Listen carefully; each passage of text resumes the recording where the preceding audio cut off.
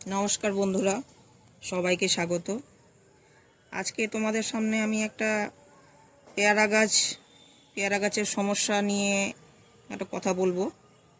দেখো, আমার এটা একটা পেয়ারা গাছ, এটার ভিডিও তোমরা আগেই দেখেছো, আমি দেখিয়েছিলাম। পেয়ারা গাছটা কত সুন্দর, সতেজ এবং ডালপালায় ভরা, খুব ভালো ছিল। চারিদিকে সবুজ হয়েছিল গাছটার পুরোটাই। কিন্তু প্রায় 2-2.5 মাস আগে এই গাছটাই হঠাৎ করে দেখলাম যে সমস্ত পাতা ব্রাউন হয়ে হয়ে ঝরে পড়ে যাচ্ছে এবং ডালপালাগুলো কিছু শুকনো শুকনো হঠাৎ করেই এরকম হলো। সব প্রায় 80-85% পাতা পড়েই গেল ব্রাউন হয়ে হয়ে। তারপরে ডালপালাগুলোও দেখতে ভালো লাগছে না, একটু শুকিয়ে শুকিয়ে যাচ্ছে। তো একটু তো চিন্তায় পড়ে গেলাম, কি হলো, হঠাৎ করে এরকম কেন হলো। তারপরে কিছুটা মাটি সরিয়ে একটু শেকড়গুলো দেখার চেষ্টা করলাম। তো তখন দেখতে পেলাম যে শেকড়গুলো সমস্ত কীরকম হয়ে গেছে, শুকনো শুকনো, কোনো নতুন শেকড় নেই। সব শেকড়গুলো পুরনো শেকড় এবং সতেজ কোনো শেকড় নেই।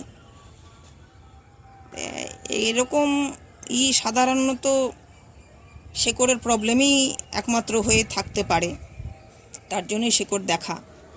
তো তখন দেখতে গিয়ে যা দেখলাম যে শেকড়গুলো মধ্যে একটু গুটি গুটি দানা দানা এরকম বেঁধে আছে, যেটা সাধারণত নিমাটোড হলে হয়। তো তখনই শিওর হলাম যে শেকড়ের প্রবলেমই হয়েছে। শেকড়ের ওষুধ তারপরে নিয়ে এলাম। নিয়ে এসে আমি প্রথমে তাদের বলা অনুযায়ী ডোজ দিলাম। তো 1 মাস পরেই গাছের চেহারা কিন্তু অনেকটাই ফিরে গেল। তো ওষুধে হয়তো কাজ হয়েছে, খুব ভালো লাগলো দেখে। আমি এই ওষুধটা ব্যবহার করেছিলাম, আর সাথে এই ওষুধটা, এই দুটো দিয়েছিল দোকান থেকে, রুটের ওষুধ বলে 1 চামচ করে দিয়েছিলাম, দিয়ে জল ঢেলে দিয়েছিলাম। তো তারপরে প্রায় 1 মাস পরে গাছটা একটু সতেজ মনে হলো। আবার 1 মাস পরে আরেকবার এটা ব্যবহার করলাম।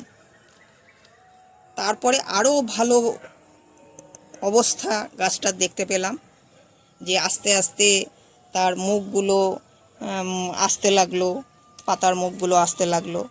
এখন তো দেখছো যে প্রত্যেকটা যেখানে যেখানে পাতা নিয়ে বেরোচ্ছে সেখানেই কুঁড়ি নিয়ে আসছে, প্রত্যেকটা মুখেরই কুঁড়ি আছে। তো আবারও আগের জায়গায় একটু একটু করে ফেরত আসছে, এখনও পুরোপুরি আসেনি, কিন্তু অনেকটাই হয়েছে। এটা সাধারণত কিন্তু একটু জলের দোষেই হয়। একটু খেয়াল করে যদি জল দেয়া যায়, যে যখন জল না শুকনো পর্যন্ত জল দেয়া উচিত না, যেটা আমি বুঝলাম, যে পুরো গোড়ার মাটি পুরোটা শুকিয়ে যাবে তারপরেই জল দেওয়াটা উচিত। তো এটা হয়তো আমার দোষেই হয়েছে, আমি খেয়াল করতে পারিনি। তাই তোমাদেরকেও বলবো যে যতক্ষণ না গোড়ার মাটি শুকোচ্ছে ততক্ষণ জল দিও না।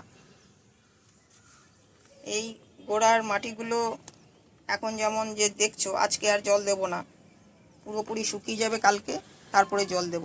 তাই জলটা একটু দেখে দিলেই ভালো, তাহলে গাছগুলোর এরকম অবস্থা হয় না, তাহলে এই অসুবিধাগুলোর মধ্যে পড়তে হয় না। তো এখন গাছটা আগের অবস্থায় অনেকটাই ফিরে এসছে। তোমাদের যদি এরকম কোনো প্রবলেম হয়, জল যদি দেখে দিতে পারো তাহলে তো এই সমস্যাই আসে না। কিন্তু যদি কোনো সময় হয়ে যায়, তো খুব তাড়াতাড়ি যদি তোমরা ওষুধ চালু করে দিতে পারো, তাহলে গাছ আবার সবুজ হয়ে উঠতে পারে, এই সমস্যাগুলো থেকে বেরিয়ে আসতে পারে। সাথে সাথে ট্রিটমেন্ট করলে গাছের কোনো বড় ক্ষতি হয়ে যাওয়ার সম্ভাবনা থেকে বাঁচিয়ে তোলা যায়।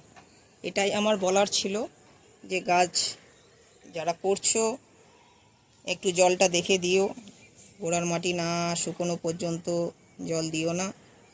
আমারও খুব কষ্ট হচ্ছিল যে এতদিনের গাছটা এইভাবে নষ্ট হয়ে যাবে। তা যাক, ওষুধটা খুবই আমার কাজে দিয়েছে, খুব তাড়াতাড়ি গাছটা রিকভার করলো।